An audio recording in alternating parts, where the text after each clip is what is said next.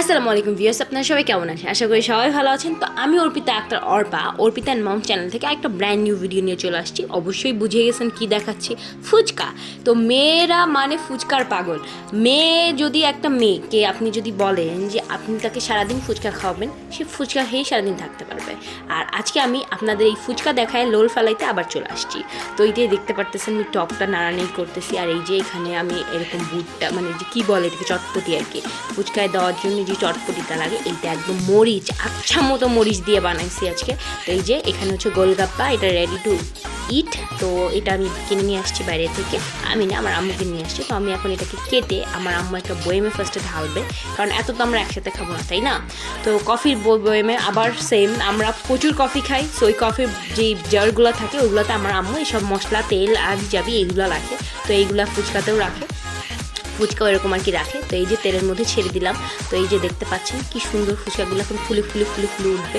উফ, কি যে ভালো লাগতেছে, এখনই মনে হচ্ছে আবার খেয়ে আসি।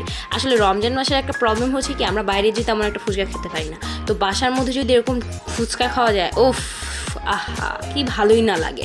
আর সবথেকে বড় কথা হচ্ছে রমজান মাসে ইফতারিতে যখন আমি ফুচকাটা মুখে দেই সারাদিন রোজা রাখার পর, আমার সব ক্লান্তিই চলে যায় ফুচকার জন্য। তো এই যে দেখতে পাচ্ছেন আমি একটা বড় গামলার বাটি নিয়ে আসছি, গামলার সাইজের। তো আমার একটা ফুচকা নিচে পড়েও গেছিলো, তো এই যে রেখে দিলাম। তো এই গামলাটা ভরে আমি হচ্ছে ফুচকা বানায় খাবো আজকে, কারণ আমাদের বাসায় সবাই খুবই পছন্দ করে ফুচকা, মানে সবাই খুব পছন্দ করে। সবাই একটা কম্পিটিশন করি আমরা, কে কয়টা খাবে।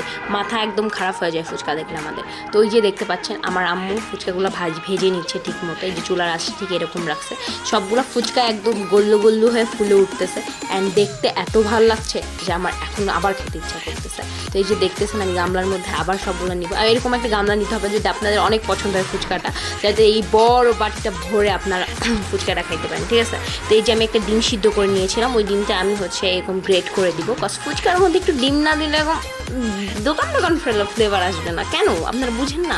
অবশ্যই দিতে হবে, বুঝতে পারছেন? তো এই যে আমি এরকম গ্রেট করে নিচ্ছি। মানে আমি না, আমার আম্মু করতেছে সব কাজ, আমি জাস্ট ভিডিওটা করেছি।